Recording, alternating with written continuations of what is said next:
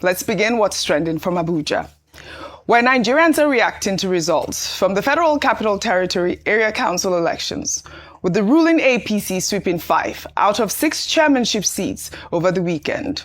Results declared by INEC on Sunday show the APC winning in Amak, Abaji, Buari, Kwali, and Kuje Area Council, while the PDP clinched victory in Gwagwalada. While the African Democratic Congress, on the other hand, failed to win a single chairmanship seat, eliciting conversations online, with one X space revealing a heated debate over the party's losses, with some blaming the party leaders, including Peter Obi, Atiku, and Rotimi Amechi, while others cited a lack of candidates compelling enough to drive voter turnout. Let's listen in. The ADC leader, they didn't do well enough, to be honest. You look at the Atiku campaign with Dr. Mo. Atiku was sitting down as if they were having a community, a village meeting. If not for Obi, and if you look at Obi agenda, there was a place when Obi went to Igbo community. I was expecting Obi to speak more about Dr. Mo. And look, Obi was having a different campaign. Atiku was having another day. Why not having an organic campaign so that everybody, even you can even choose some local government, if at all you don't want to go to all the local governments. Look at Amechi. Until you call Amechi out before Amechi could even respond to campaign. So when we are talking about organic, it should show in the party. The APC that won, how many of them did Tinubu go and campaign for? I don't have problem with it. See, I don't see. Everybody knows. The only thing I will fault ADC for is that we didn't have polling agents. But for you to come here and talk down on ADC or our leaders, I don't go agree. But you know who you can blame? Whoever ensured that we had the wrong candidates. Or we didn't, or the person that ensured we did not have the right candidate. Who said Dr. Mo is not a right candidate? Oh, I don't know. But when you want to win an election, you have to go with the type. In this case, I saw us going. The first day I heard it, that was the reaction I had. We were going against the type, and we have APC to contend with. When you want to select a candidate, you have to select a candidate that the river will carry by itself. All right, so many moving parts here. Now we're here in this X space saying that, even almost blaming the selection of Dr. Mo for their failures. But, there's been a lot of talks about whether or not, the party was marred by irregularities or not. But let me take Festus Keyamo's post on X. He wrote, and I'll read everything. He said, "This set of opposition fellows are a bunch of lazy and shameless characters. The futile excuses they give for losing elections have become their opium to numb their pain, disappointment, and shame for their rejection by the electorate after all their theatrics and grandstanding. Nigerians are not fools. Out of a total of 2,822 polling units in FCT, they display result sheets that were corrected for whatever reason in less than 10 units to attempt to prove that the whole election was marred by irregularities. Even in some of these units, the corrected figures favor their own parties. Assuming it is even 50 units that had corrected or mutilated sheets, that leaves you with over 2,770 units. They go further to use this flawed logic to create mass hysteria that our democracy is in danger and attempt to stir social unrest amongst unsuspecting Nigerians. The only election that can be free and fair in their own rapt minds is when the ruling party loses. These guys are prepared only for propaganda, not election. It is as simple as that. But we do know that this election was marred by irregularities. The FCT area council elections, like I said, were marred by irregularities as the EFCC arrested 20 suspects across 4 councils for vote buying, vote selling, and obstruction of electoral officers over the weekend. We saw a staggering of 17.2 million naira that was recovered during the operation, with one suspect alone reportedly caught with 13.5 million naira found in a vehicle parked right beside a polling booth in Kwali. Well, here is a video of a party agent accusing the APC of vote buying at polling unit 035. Madam, who are those sharing 1,000? Who are? Are they agents? If you don't have business, if you don't have business, they don't fear. What doesn't matter? You go cry for another. Why are you afraid? But they are security agents here now. Why didn't they arrest them? It's like you are. It's okay. Go and sit down.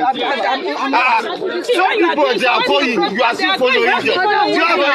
Calm down now. You are doing right thing. Do the right thing for your people. This is nonsense you are doing. You are doing nonsense. Are you okay? What are you talking about? What are you saying? What are you saying now? What are you saying? Don't worry.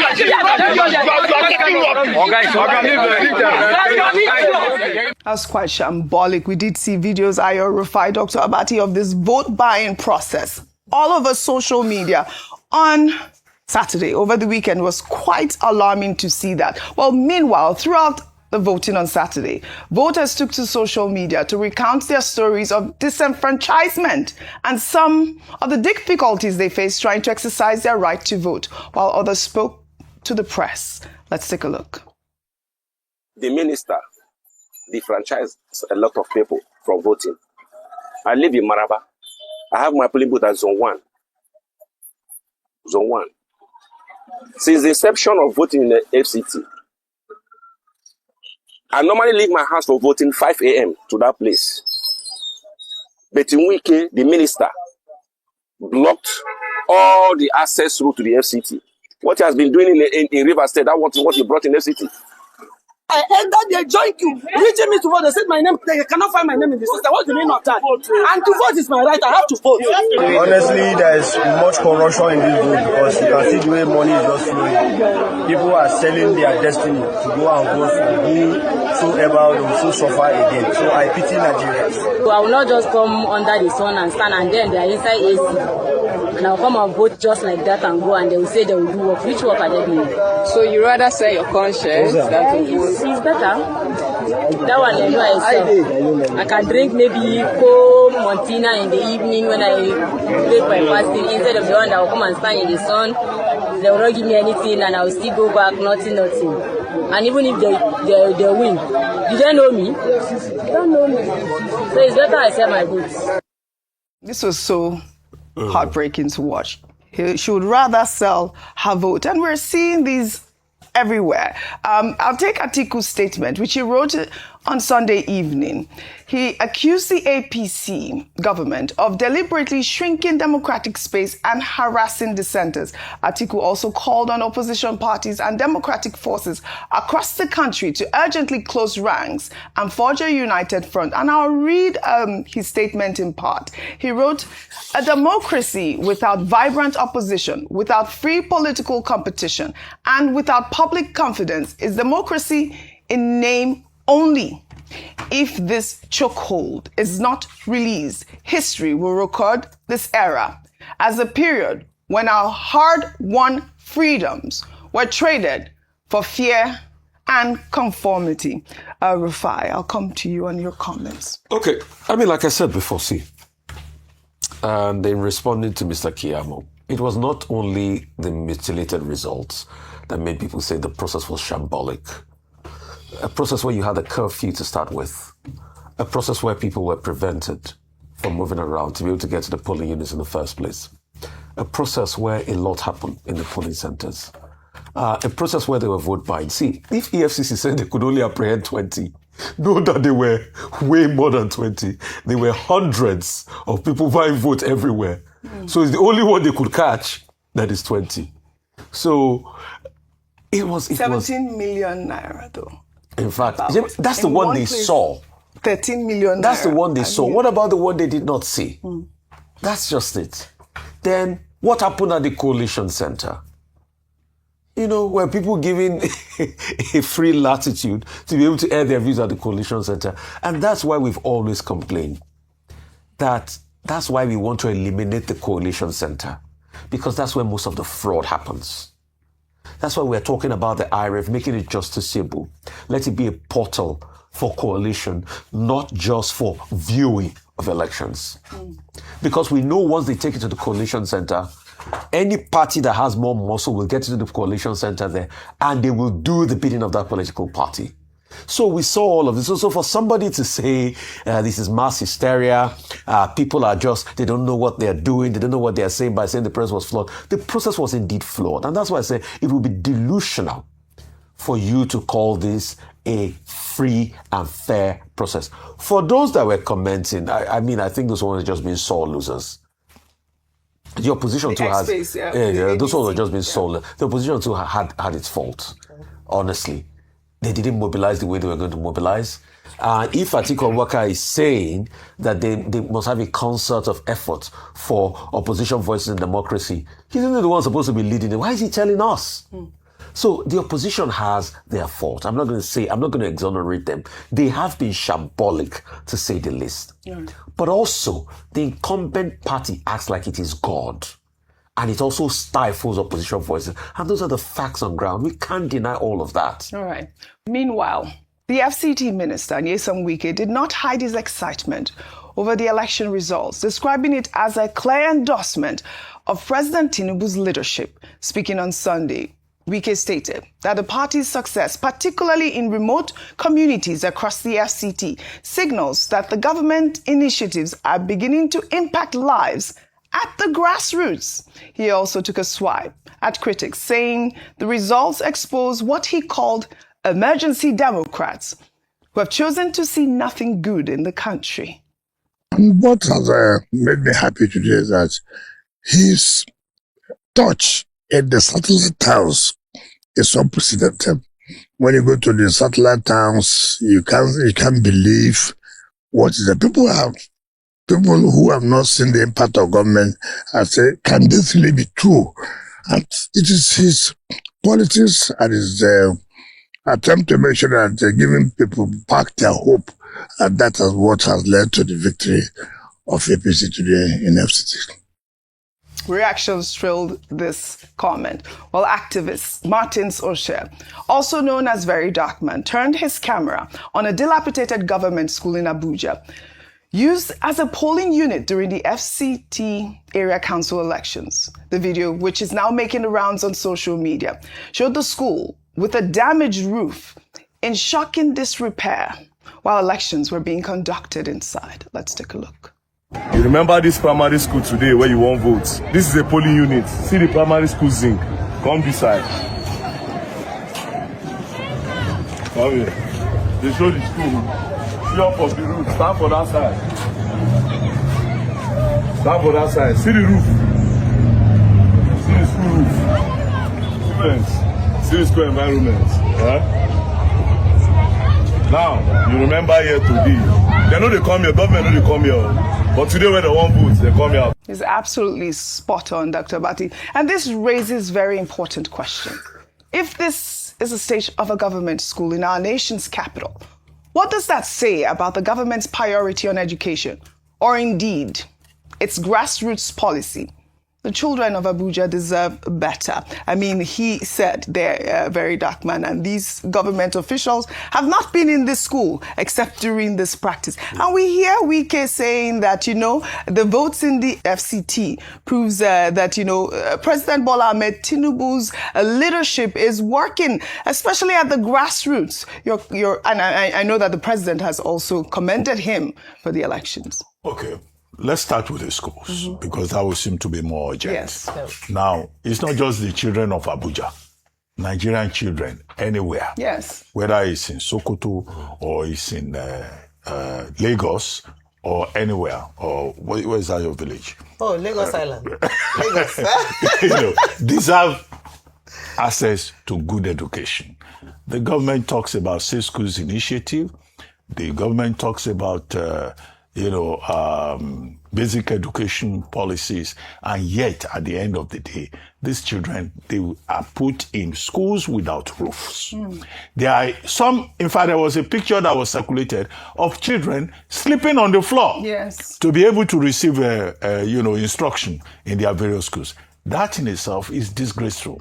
It is unacceptable. It does not show enough seriousness attached to education at a time when the entire world is becoming competitive and we're running a world that is based on skills. We say these children are our future. What kind of future do you provide for them when you don't allow them to study in a proper environment? So there's a crisis in the education sector. The current Minister of Education says, they are doing a lot, reform in education sector. But from the evidence provided on a regular basis by civil society activists and concerned figures, we do not seem to see that, particularly at the primary level, enough is being done in terms of infrastructure. It's not just the federal government, also the states have a role to play. Now, to the point that Minister Wike and others are making, it's not just Minister Wike that has been triumphant. The chairman of the APC is also triumphant. The Lagos APC has also issued a statement to say this is a referendum on the Tinubu administration, and that the voting in Kanu, Rivers, Abuja shows that, there's a bigger, better grassroots penetration. But I say that, look, the triumphalism, the chest beating, is not necessary. Rather, we should take this exercise as an opportunity for introspection and lesson by INEC, by the politicians, by stakeholders. Now, I wrote an article February 10, which I titled Senate and the Electoral Amendment. I concluded that even if you have the best electoral framework, if you don't have a value-driven system, if you don't have good people who believe in the idea of the progress of Nigeria, you will still have electoral fraud. And that speaks to everybody. So who vote, who rig, who collect money out of despair and cynicism. Finally, with regard to Minister Wike, he made a point that you didn't cover with that video. He said it was President Tinubu who gave him the approval to declare a public holiday for the election. Neither him nor the president has such powers. Section 160 sub 1 of the Act says, Electoral Act that is, says it is INEC that can give regulations. It was an illegal act to have declared public holiday. And interestingly enough, members of Minister Wike's own constituency, the judiciary, they ignored that directive. Court sat on Friday in Abuja because they know that he does not have such powers to say he's declaring public holiday. Only the president or the Minister of Interior can declare public holiday under the National Holidays Act of 1964. Finally, Minister Wike was seen going around from polling booth to polling booth, saying that he's monitoring. Is he an ad hoc staff of INEC? Yes. I saw a video. Or has he? No violence. Or has he added? No violence. Has he added that to his portfolio? Yes. If he said he was going around to vote, is he a card-carrying member of any party in the FCT? Does he have an INEC card, a voter's card, with a polling booth in INEC? So even if he gave the instruction to say there will be restriction, he himself should have obeyed that order and stay in his house and not be going around like smallpox saying he's monitoring. Well, all right. I don't have much to say about the so-called elections that happen. And for INEC, continue.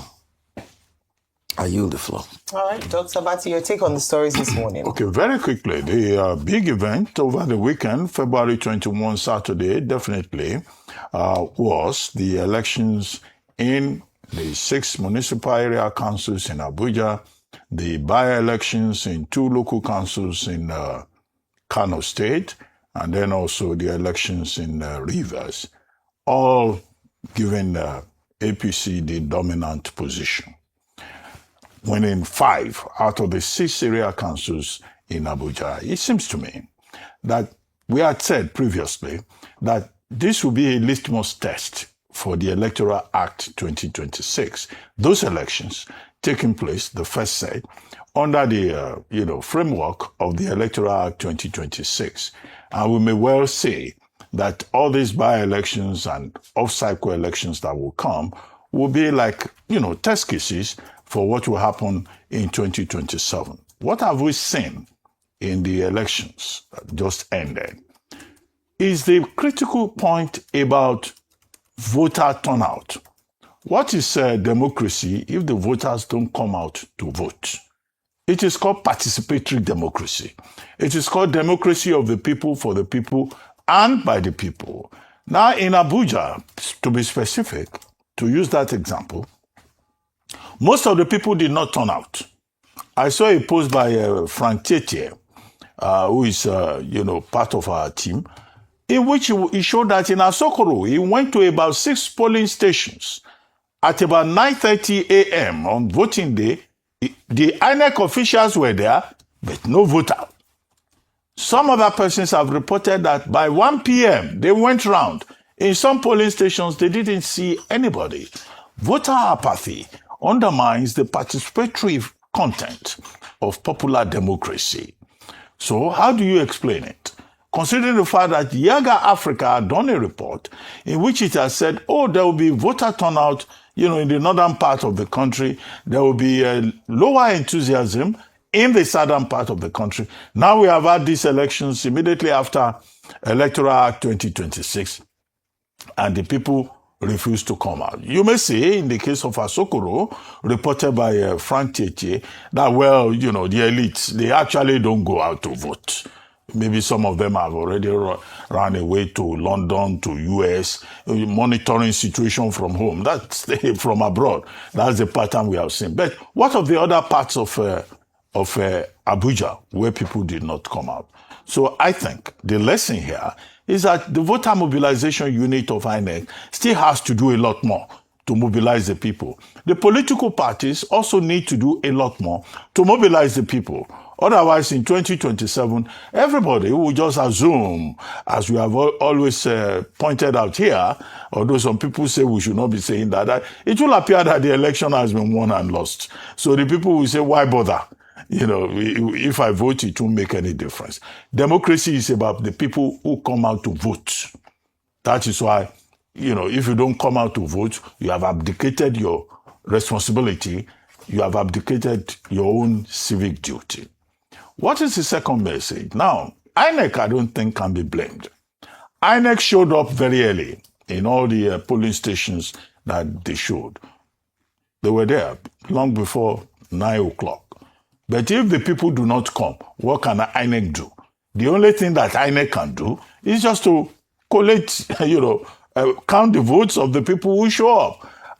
INEC pre-election can do voter mobilization, but on voting day cannot go and force people in their homes to come out. So what INEC should learn from this is also investing a lot in voter education, voter mobilization. What is the role of the security agencies, who are also major stakeholders in the process? Well, the reports about the role of the security agencies indicate that these security agencies were just mere bystanders.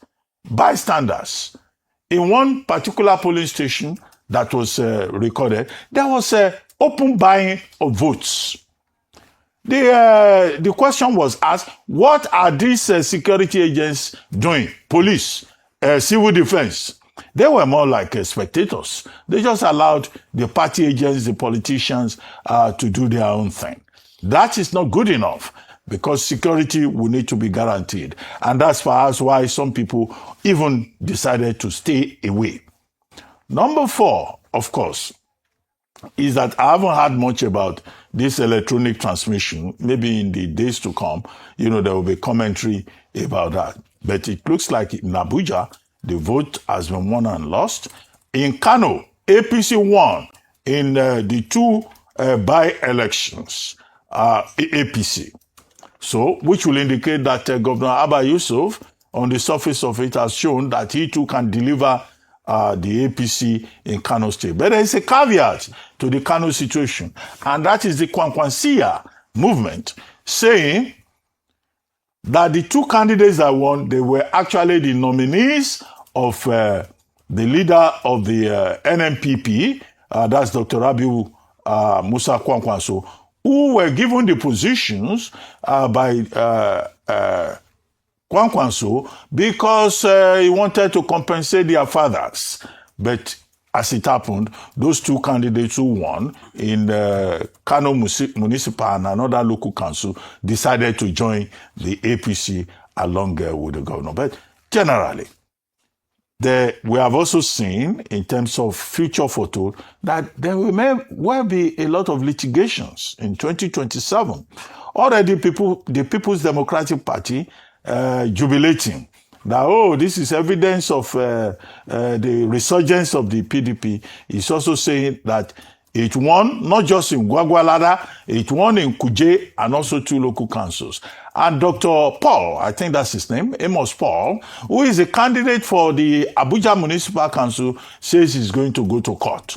So there will be a lot of litigation. If anyone thought that Electoral Act 2026 will simplify and reduce rigging, reduce the influence of money and all of that, well, that would be too much to hope for. And we just hope that all the stakeholders, including the ADC, that put up shows in Abuja and got nothing, will learn from this, and all the parties will re-strategize. What that will imply in the future is something we cannot say. However, the president has been congratulated, whether it is Wike himself congratulating the president, or Governor Dapo Abiodun and other stakeholders saying, or Chairman Yitwada of the APC, saying that this is evidence, or Lagos State APC, who were even more hyperbolic, to say that this shows that, the APC is doing well at the grassroots level, and this is a referendum, Lagos State APC says, on the performance, the good works of President Bola Ahmed Tinubu. I don't think that this is a time for triumphalism. It is a time for review, for introspection, for us to see how this Electoral Act 2026 is going to work out. Now, as for insecurity, this is a problem. The only thing to just say is that there's still a lot more to be done. And what the government says, what the military, the armed forces assure us, is that they are working on it. No individual in Nigeria deserves subjection to any form of indignity. The fact that we still have stories about persons being abducted, terrorists sending notice. The other day, they sent notice to 3 communities in Kwara State and said they were going to come. Now, and they even said that whatever anybody attempted, they will come at their own appointed time. And people were leaving those communities in Kwara State. Now, the point is, these terrorists, they've succeeded in creating a climate of fear and panic in the country, which is not something that anybody should be celebrating.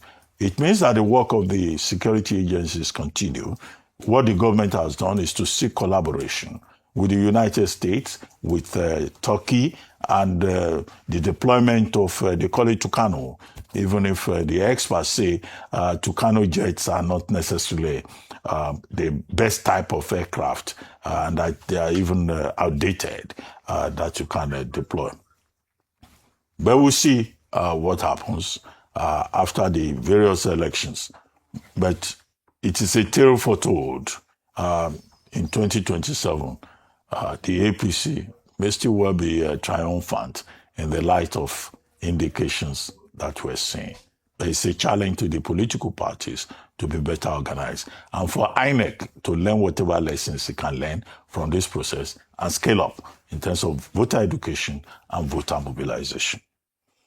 Okay, so this election, the Abuja elections, was a test in many ways, a test of INEC's preparedness ahead of 2027. In fact, some people describe this particular election as one of the key defining elections to tell us or to gauge the preparedness of INEC ahead of 2027, having now by only less than a year to go to the big elections in 2027. It was a test of the Electoral Act of 2026. Yes, there were conversations around how prepared INEC and all parties involved would be able to leverage the act based on the fact that it's only been out a few days before the election, so that might be difficult, but to see how that would work out. Also an opportunity to test APC's dominance.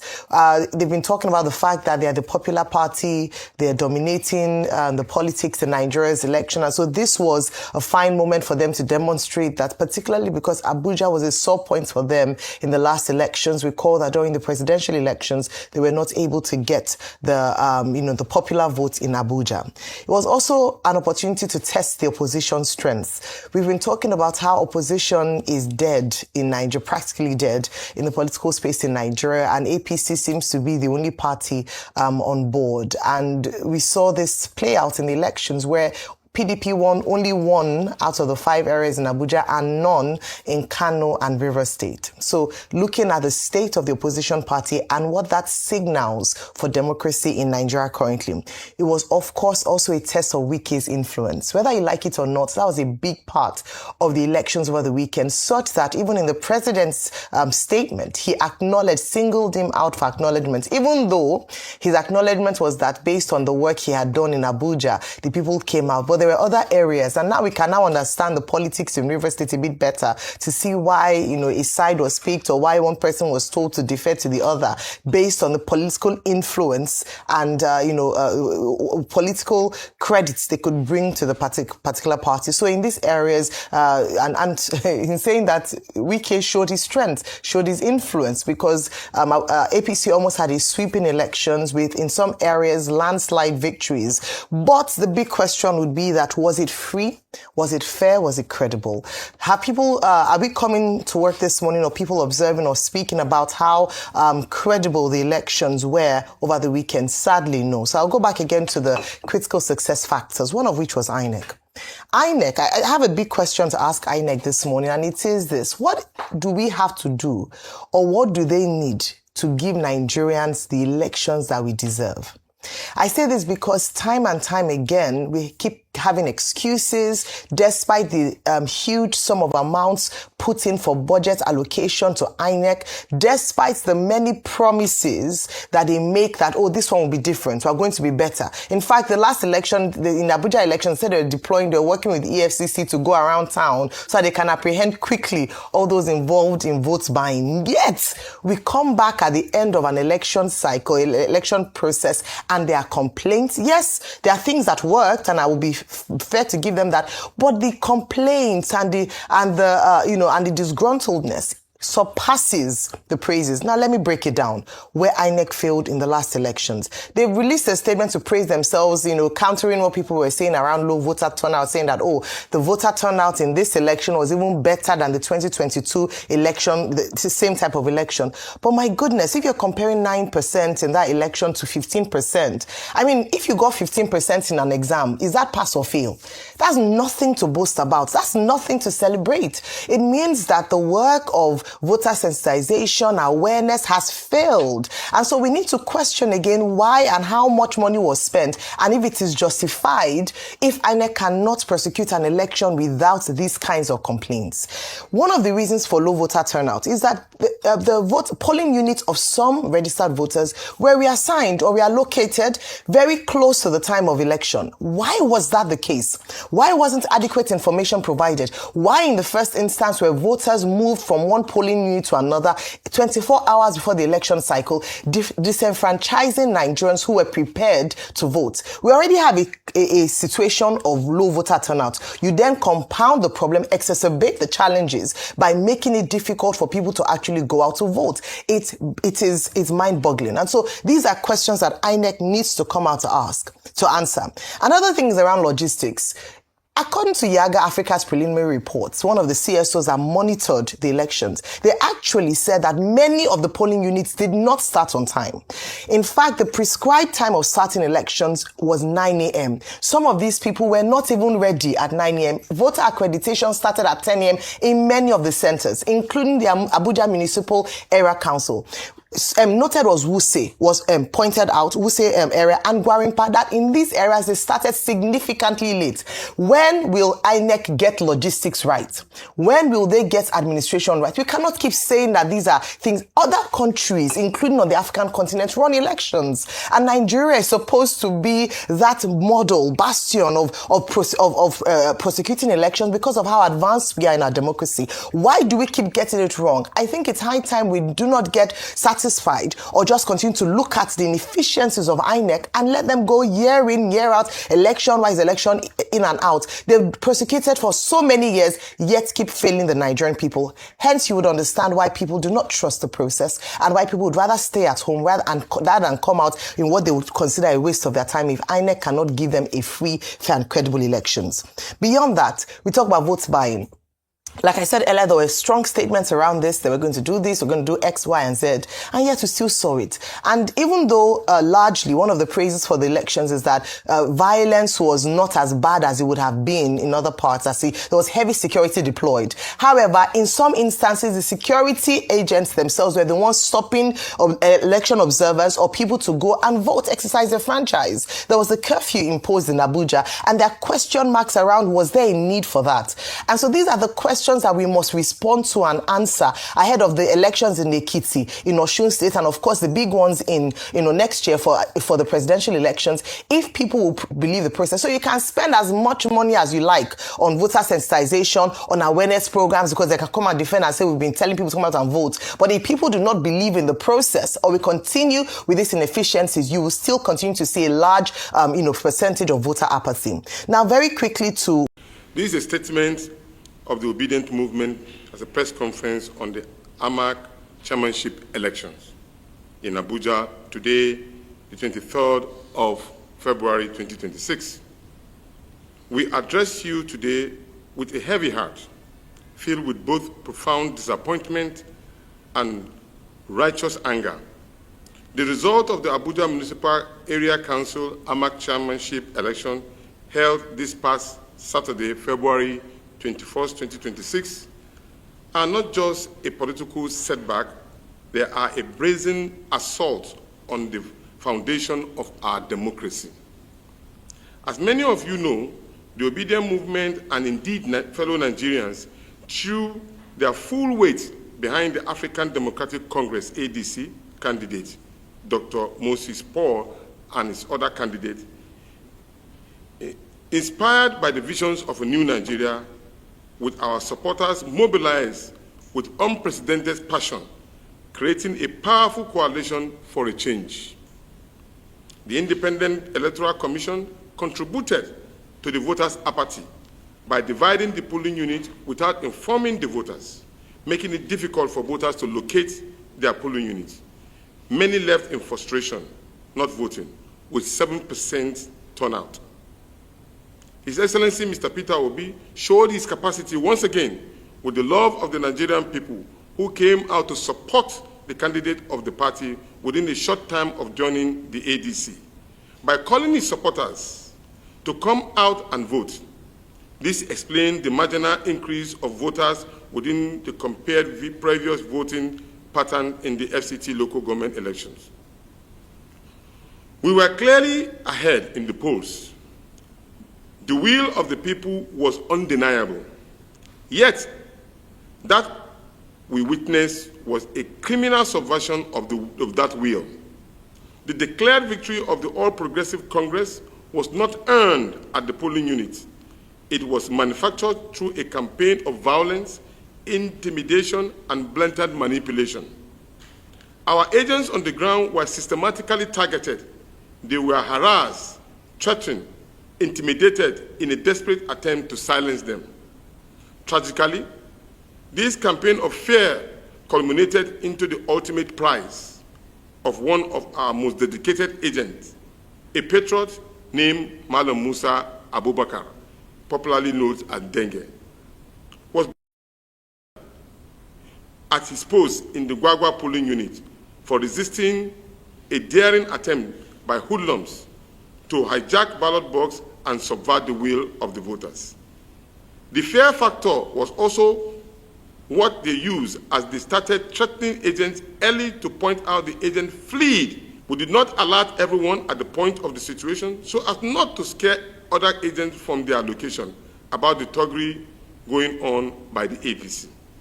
Let me be clear, Mr. Musa's death is not just a statistic. He was a husband, a father, a son, and a Nigerian who believed in the future of Nigeria. His blood is on the hands of those who orchestrated this electoral fraud and the thugs that were hired to enforce it.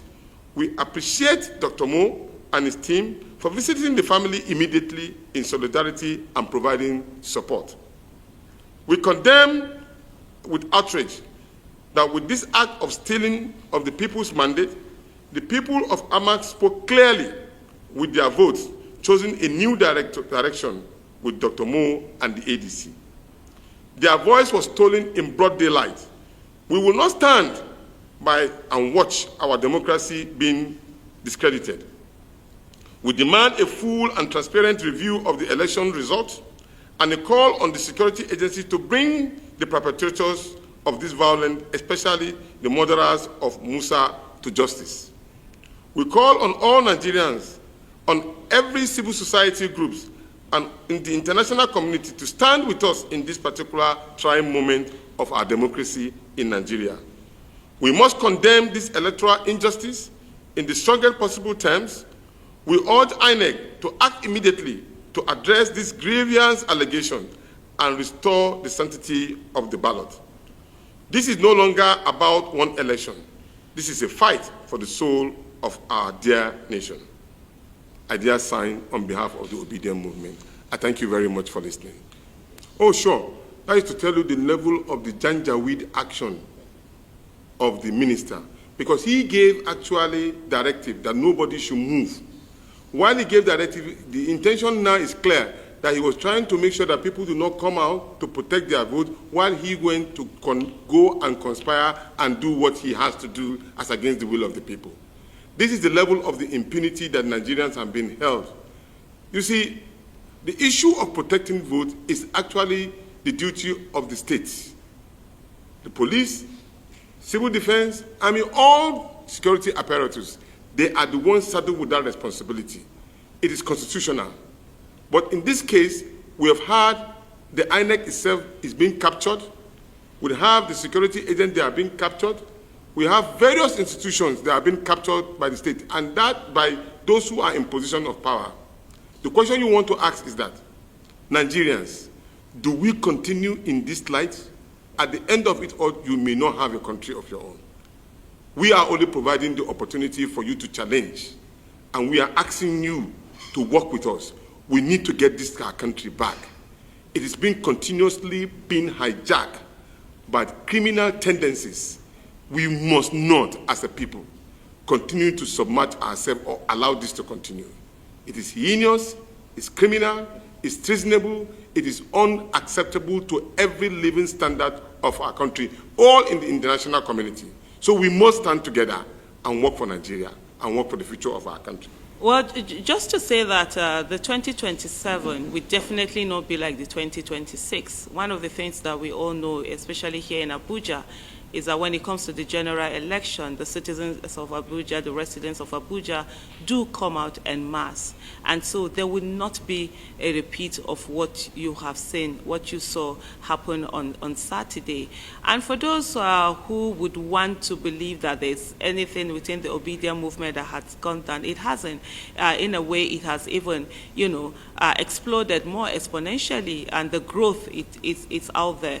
We also have to understand that for the first time, like Dr. Tanko Yunus, the national coordinator of the Obedient Movement, have said, we have seen an increase compared to what you usually have in terms of people's awareness of the area council election. We have a country where most people do not think about or focus on the area council election. They're more interested in states or general election. But for the first time in Abuja, we saw what the campaigns that Dr. Mo did, His Excellency Mr. Peter Obi himself brought into the campaign, and the way they were able to get the people to be very focused on the campaign. One of the things I think that should worry every one of us as Nigerians is the fact that election has become a war. There mustn't be any ground on which a human being, a Nigerian just like us, will lose his life. And you know what we are thinking about is evidence. That is a human being that lived in this country that has been killed just because he came out to come and exercise something that is within his constitutional right to be able to do that. But let me just reiterate once again that 2027 will definitely not be like 2026, what we've seen in Abuja today. The Nigerians are ready. Our obedient movement itself is also ready to ensure that every of our mandate, every vote is safeguarded. And definitely you'll see that. We will not be sharing telling you what those strategies are right now, but definitely, strategies are being put in place for that. I'm also a witness of that. I saw what happened very clearly. It's so unfortunate that the security agencies who are supposed to be protecting, defending our rights are used to perpetrate such kind of evil. We saw a situation where the APC came with the security agencies to pull, not just one, the one you saw is one. We have about 3 evidences where they came, disrupt the process, pour tear gas on even their own personnel. I saw a situation where a policewoman was shouting that she has never seen a thing like that. Now, this is uncalled for. Where you have a system, a leadership that allows the security agencies to be used to perpetrate such kind of evil should not be allowed at all. And again, I want to deviate a little to what happened during the area council election. The area council election is different from the general election. We have experienced low turnout. It has been a recurring decimal. That during the area council election, we'll have a low turnout. In fact, the number we have this time around surprised us if truly what they publish is the right thing. Because we'll have a situation where the winner came up with about 40,000 votes, and the second one is Dr. Mo, according to what they gave us, 12,000. We've never had that before. In previous times, what you see about 19,000, 14,000 and thereabout.